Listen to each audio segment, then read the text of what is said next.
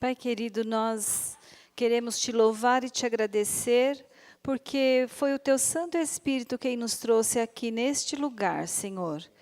E nós te louvamos porque até aqui, Senhor, sentimos a tua presença, Senhor. Te louvamos, te adoramos e não fomos consumidos, ó Pai, porque cremos que o Senhor aceitou o nosso louvor, ó Pai. E agora, Senhor, quando chegou o momento do Senhor falar conosco, ó Deus, através da tua palavra, que o teu Santo Espírito, Senhor, comunique aos nossos corações aquilo que tu tens preparado para nós, ó Deus. Use o teu servo, Senhor, que ele transmita com fidelidade aquilo que o Senhor já colocou em seu coração ou ainda quer colocar, ó Pai. E, ó Pai, abençoe a cada ouvinte, Senhor.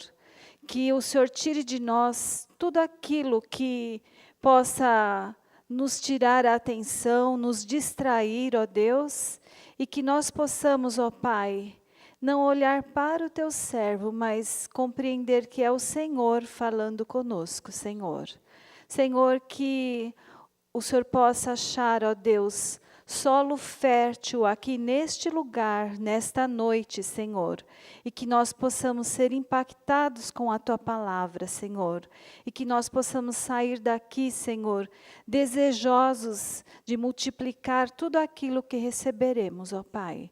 É em nome de Jesus que nós oramos, com perdão dos nossos pecados. Amém, Senhor.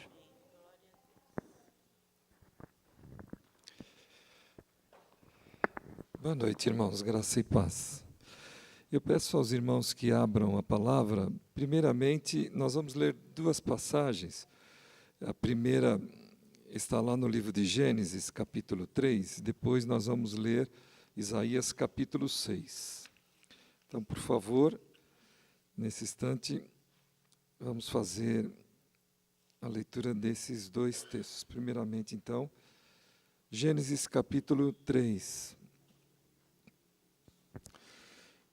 Versículo 8 diz: Ao ouvirem a voz do Senhor Deus, que andava no jardim, quando soprava o vento suave da tarde, o homem e a sua mulher se esconderam da presença do Senhor Deus entre as árvores do jardim. E o Senhor Deus chamou o homem e lhe perguntou: Onde você está?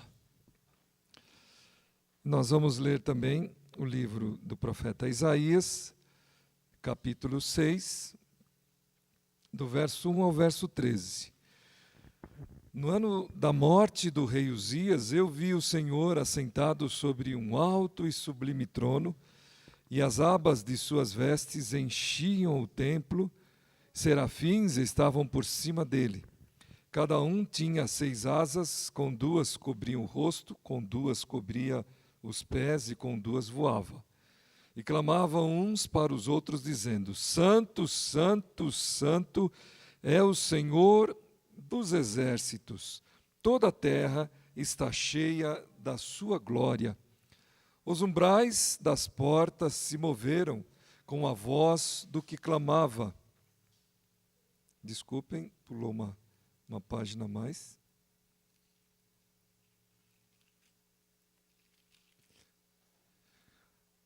Então eu disse: Ai de mim, estou perdido, porque sou homem de lábios impuros e habito no meio de um povo de lábios impuros. E os meus olhos viram o Rei, o Senhor dos exércitos.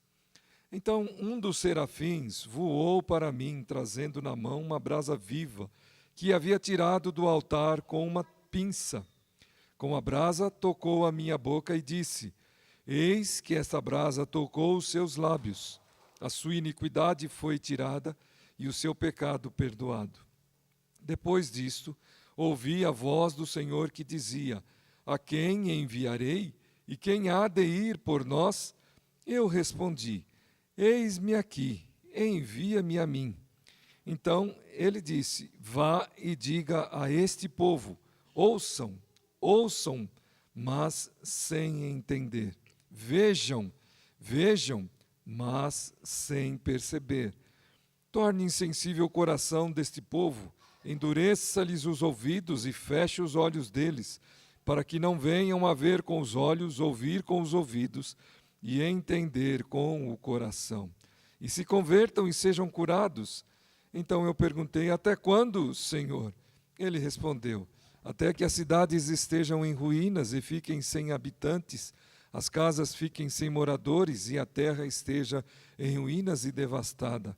E o Senhor afaste dela o povo, e no meio da terra sejam muitos os lugares abandonados. Mas, se ainda ficar a 10ª parte dela, tornará a ser destruída, como o terebinto e como o carvalho, dos quais, depois de derrubados, ainda fica o toco. Assim, a santa semente será o seu toco. Palavra do Senhor. Irmãos, nós estamos, como temos feito algumas vezes já aqui, falando um pouco sobre esse tema da unidade. Porém, para que nós compreendamos também a unidade, é necessário que nós atentemos para a diversidade, porque senão nós não conseguiríamos perceber a necessidade da unidade. Mas também, percebendo a diversidade, nós aprendemos e percebemos o valor de cada um, o valor dessa diversidade. E assim também, de uma forma consequente, valorizamos mais ainda a questão da unidade, porque vamos entender que cada um tem um significado grandioso. Vejam o texto que nós acabamos de ler, nós vamos falar um pouco mais sobre ele, mas vejam o texto que nós acabamos de ler, vejam o texto lá que lemos em Gênesis, quando o Senhor diz, no final da tarde procurava o homem para que ele pudesse ter esse encontro especial, esse encontro cotidiano, esse encontro diário, que apesar e que com o pecado o homem acabou se afastando, se escondendo, diz o texto, Nós vimos que tínhamos errado, nós vimos como nós estávamos e nós nos afastamos. E o Senhor perguntou: aonde estás? Por que não estás aqui? Por que não vem aqui? Então, esse momento simples de um encontro com Deus tem sido ao longo da história objeto ou material para a formação dessa maneira que nós devemos nos colocar na presença dEle e como devemos fazer isto. Nas semanas nós temos, durante os cultos, trabalhado em relação às orações, nós temos trabalhado também esse encontro do ser humano com Jesus Cristo. Esta semana mesmo nós falamos a respeito do encontro de Paulo com Jesus.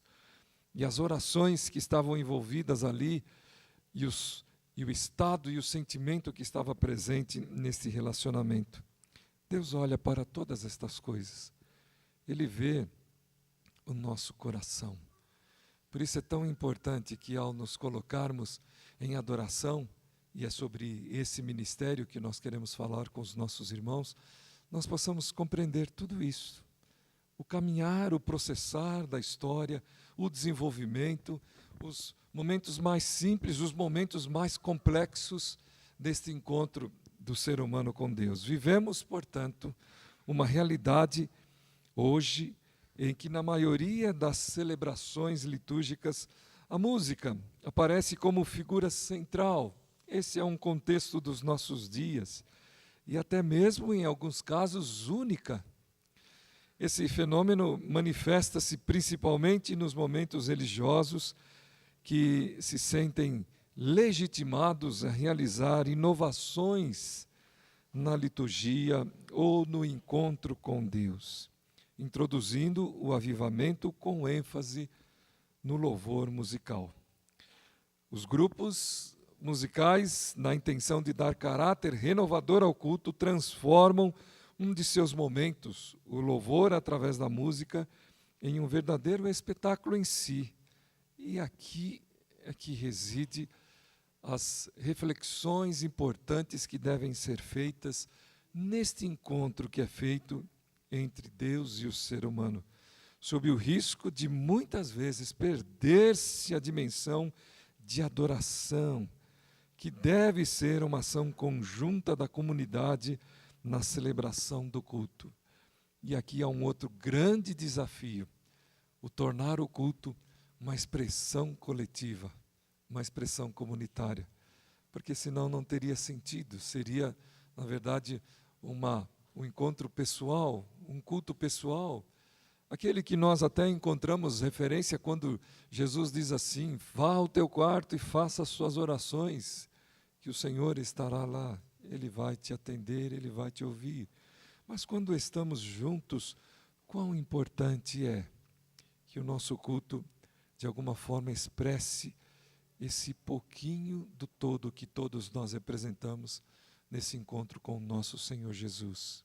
Aqui estamos e vamos então falar primeiramente sobre 2 cuidados que nós precisamos ter.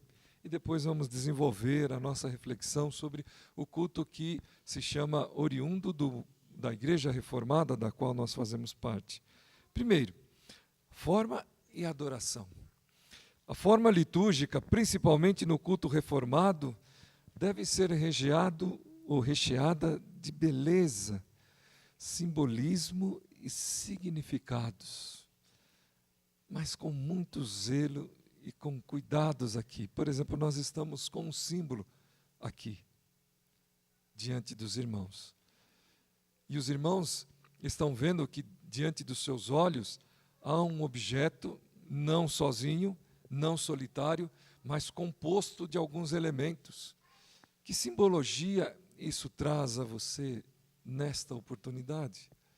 Vejam como é rico isso. Mas qual é o cuidado? Nós nos recordamos que o povo de Israel, quando caminhava pelo deserto, passou por um lugar onde várias serpentes dividiram com o povo aquele lugar e foram picando as pessoas, e as pessoas se viram envenenadas pela ação daquelas serpentes, e Deus mandou que Moisés tivesse uma providência.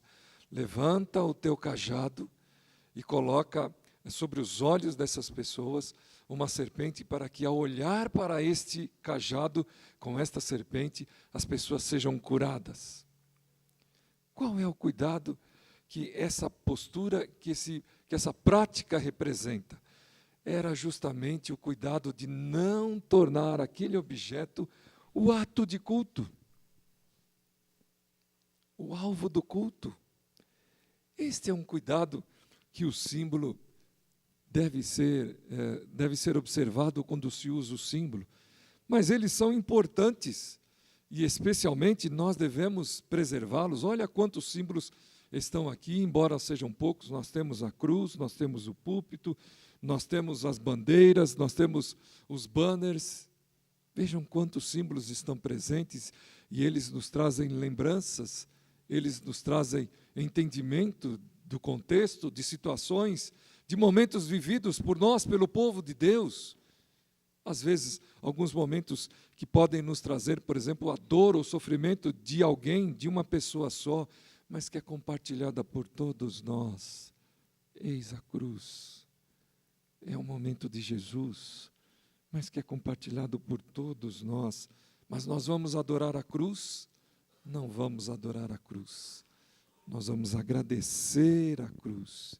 Nós vamos nos colocar diante dela e agradecer a Deus, porque ela foi um instrumento para a nossa salvação. Trata-se de inspiração divina. Podemos chegar a esta conclusão através de um dos mais belos textos bíblicos lido aqui nesse instante, que nos dá a noção exata de como deve ser, portanto, este encontro com o Senhor. Ele é único? Não, nós temos mais, mas observemos ele.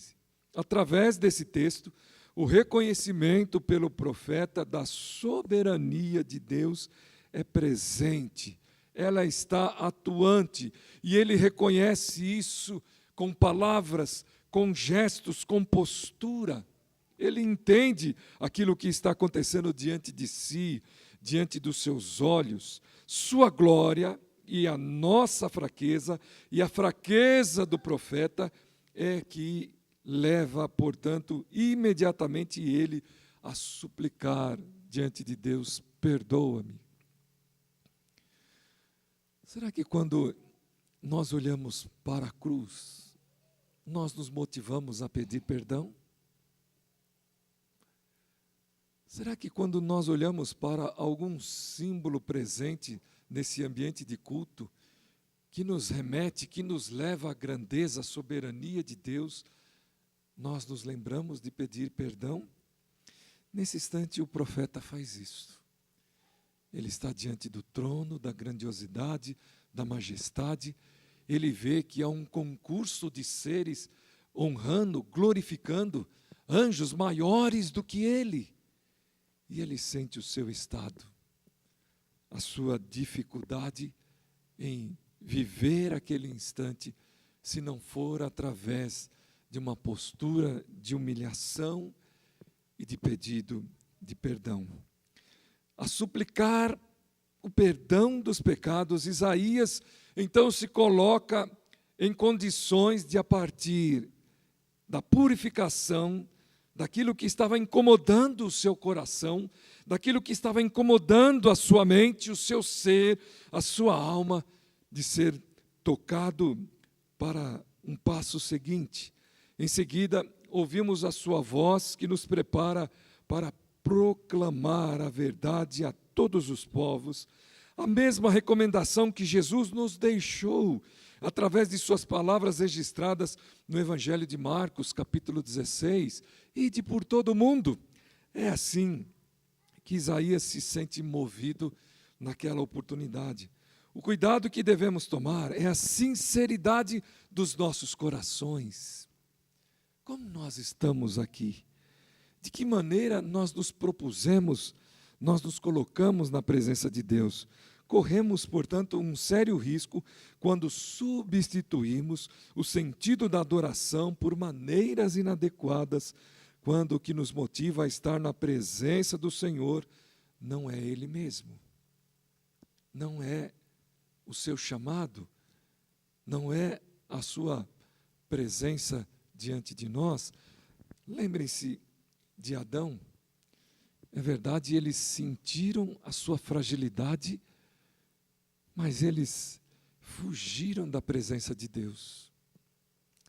Eles acharam que não poderiam suportar aquele relacionamento, aquele contato, aquele encontro. Eles se afastaram de Deus.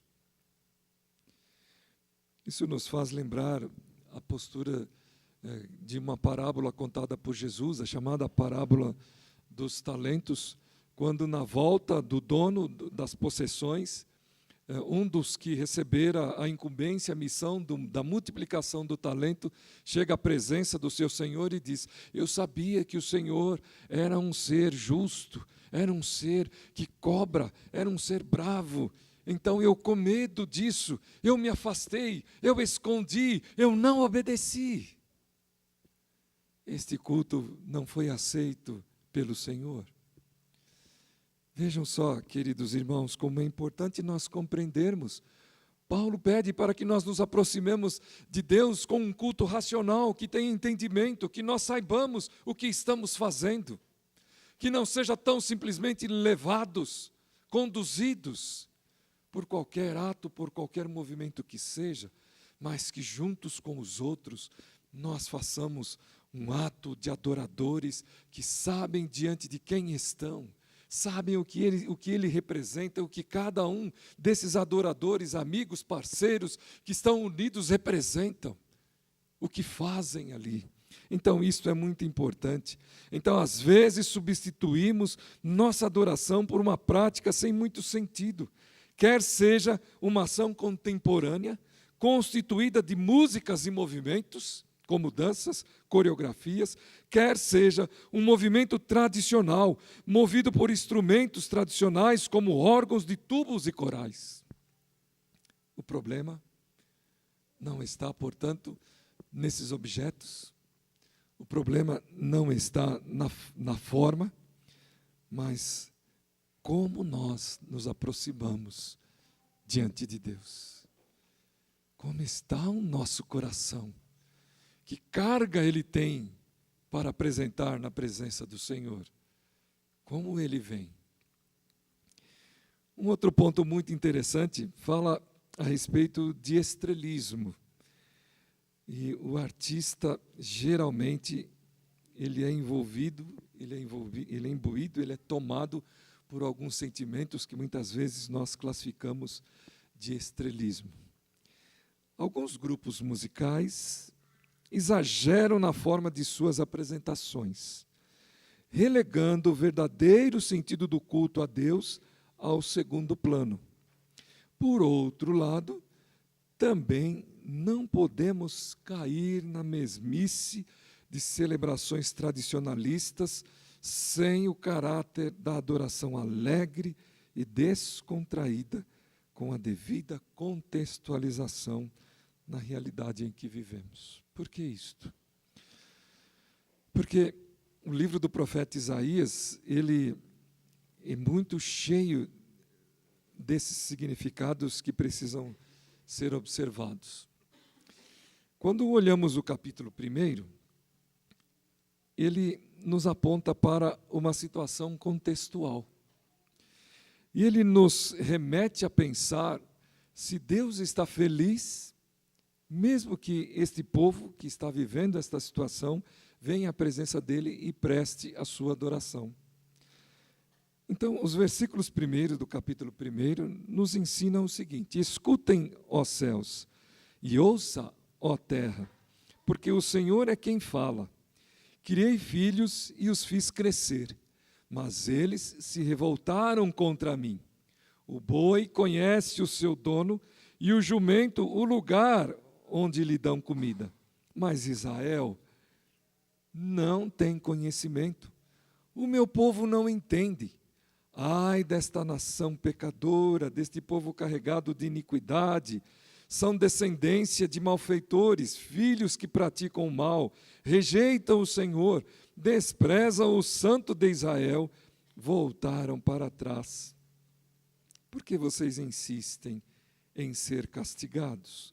Porque continuam em rebeldia, toda a cabeça está doente e todo o coração está enfermo, desde a planta do pé até o alto da cabeça. Não há nada são, a não ser feridas, contusões e chagas abertas, uma e outras, que não foram limpas, nem atadas, nem tratadas com azeite. Nós podemos observar nessas duras palavras de Deus através do profeta que há uma recomendação séria para que este povo refletisse na sua vida, refletisse na sua prática, refletisse na sua maneira de ser. Por outro lado, então, nós também não queremos que os irmãos vivam um culto com aquelas posturas nostálgicas, né, que dizem assim, aquele culto que era bom, naquele tempo que era bom. Não é assim que o texto está nos chamando. Nós queremos que a igreja preste, se encontre, esteja na presença de Deus e traga para a presença de Deus todas estas coisas que incomodam, todas estas coisas que interferem, todas estas coisas que nos fazem refletir e pensar. Me lembro, no começo deste culto, que a presbítera Fátima fez esse pedido aos irmãos. Reflitam, pensem. E depois, no momento da oração, ela trouxe aqui um quadro da sua jornada, juntamente com outros irmãos.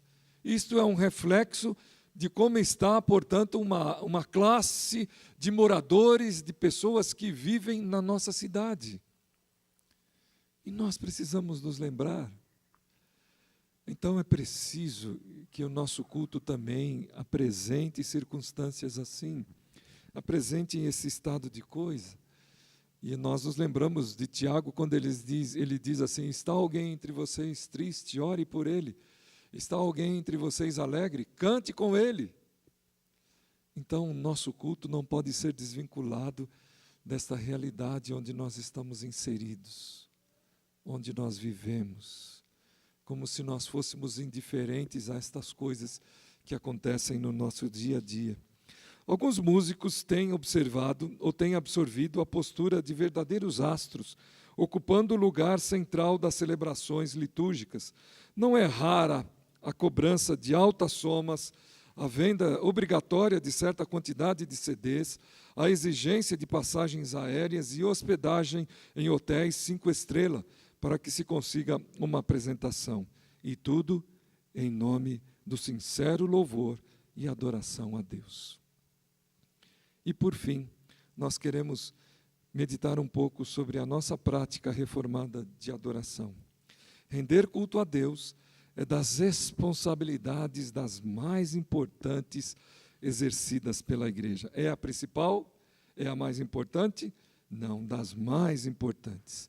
Assim como o ser humano foi criado com o fim principal de glorificar a Deus e nele ter prazer para todo sempre, da mesma forma, Deus criou a igreja com o fim de adorá-lo, com o grato amor e servi-lo com alegria, proclamando, portanto, a promessa de salvação a toda criatura por palavras, por atos de reconciliação, justiça e misericórdia.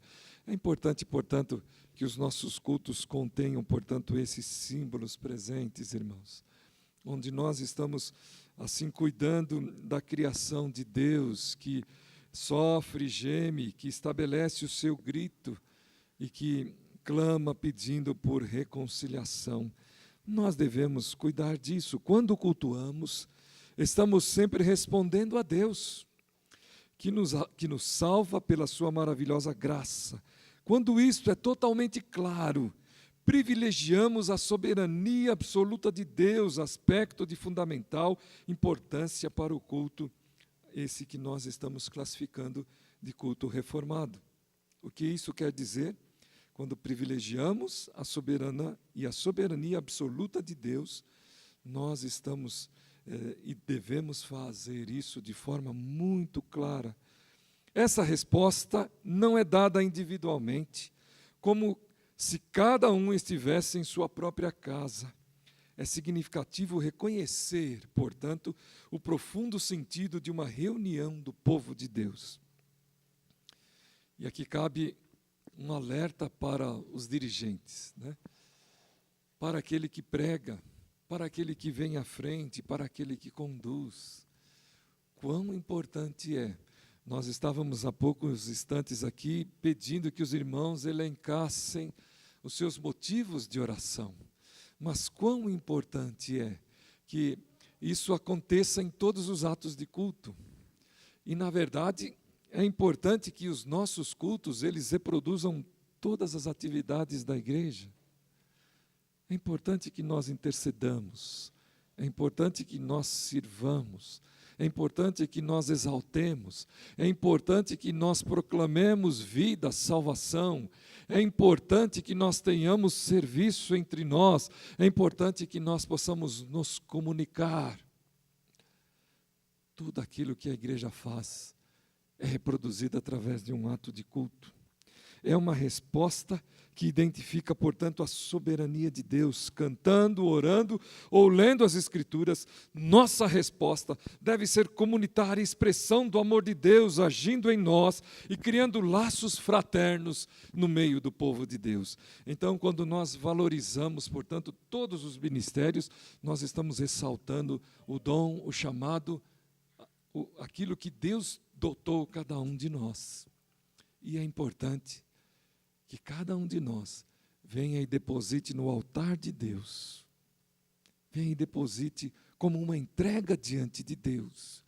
E coloque diante de Deus em gratidão. Senhor, eis que tu me deste. Senhor, está de volta a ti, multiplicado, com muito mais do que aquilo que o Senhor me deu. É importante que este culto contemple isto. Deus está presente no culto e ninguém pode duvidar, porque Ele disse que estaria. Onde estiverem 2 ou 3 reunidos em meu nome, ali eu estarei. A comunidade de fé vai descobrindo suas formas litúrgicas e as possibilidades de utilização musical através da experiência e comunhão com o Senhor.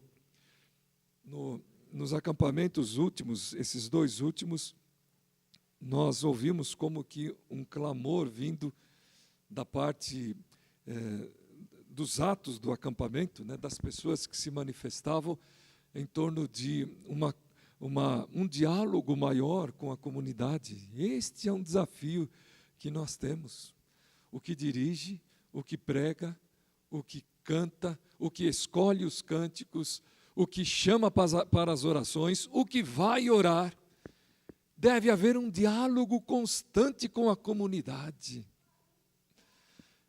para que nós reflitamos nesse instante de culto, esse contexto nosso, pessoal, particular, sem nos desviarmos também da consciência daquilo que acontece em torno de nós, porque nós fazemos parte deste mundo criado por Deus e dele somos chamados com responsabilidades.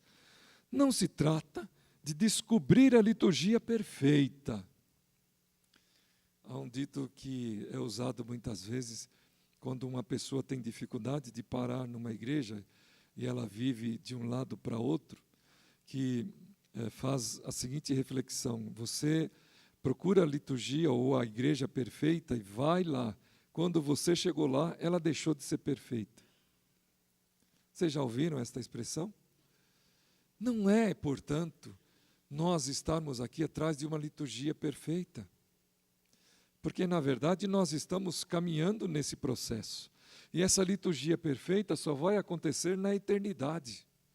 Porque o Senhor Jesus disse que Ele está nos aperfeiçoando, não é isto? Que Ele está aperfeiçoando a sua noiva. Para esse encontro, esta ordem perfeita vai acontecer, portanto, só na eternidade. Só quando vencermos as marcas do pecado, quando formos transformados e quando formos absorvidos daquilo que não se corrompe. Então nós teremos a liturgia perfeita. Não se trata disso, mas tão somente de exercitar nossa sinceridade diante de Deus. Ele conhece nossos corações dentro e fora do templo.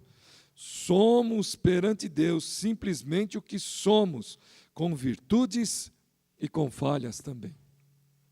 E é aí que nós temos a oportunidade de crescermos e de ajudarmos uns aos outros a crescerem, porque somos todos, na verdade, participantes deste mesmo processo. Quem sabe um esteja um ponto mais à frente, um ponto atrás, um ponto no meio, mas todos somos chamados a caminharmos juntos. E é aí que vai acontecer a unidade do corpo de Cristo. Não podemos entrar no mercado das ofertas religiosas e esquecer completamente a humildade e sinceridade de nossas vidas no ato de culto. Algumas vezes, os moldes que satisfazem o mercado consumidor não refletem exatamente o que queremos expressar. Não podemos nos submeter a essas imposições.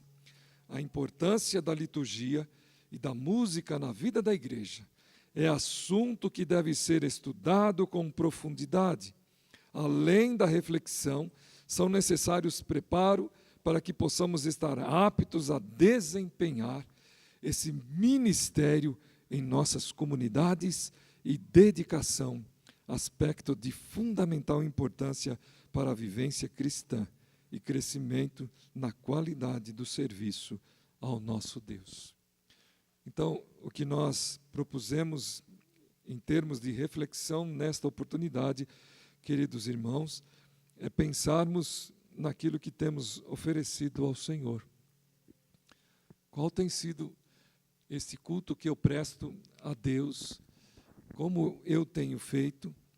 Como dissemos, eu tenho me preocupado com a forma, eu tenho me preocupado tão simplesmente com o meu ministério, com aquilo que eu recebi do Senhor, tenho focado mais Ele nesses atos de culto, ou tenho valorizado nesse momento em que estamos em comunidade, o que Deus tem dado a cada um, o que Deus tem distribuído pela obra do Espírito a cada um, para ser entregue a Ele todos os domingos quando nós nos encontramos. Lembre-se, Deus visitava Adão todos os finais de dia. E na virada do dia, ele buscava receber de Adão o seu culto, a sua conversa, as suas experiências, o seu dia a dia. Como que ele cuidou daquele problema com os animais lá no monte? Como ele cuidou dos peixes lá no mar? Quais foram as dificuldades? Mas um dia, o Senhor chamou Adão e ele não estava lá. Onde estás? Onde estás? Onde nós estamos quando vamos à presença de Deus? Que Deus assim nos abençoe e nos permita ser tocados pela profundidade do seu ser, da sua grandeza, da sua majestade, e nos rendamos a Ele todas as vezes que entendermos que Ele está diante de nós. Deus nos abençoe, irmãos. Amém.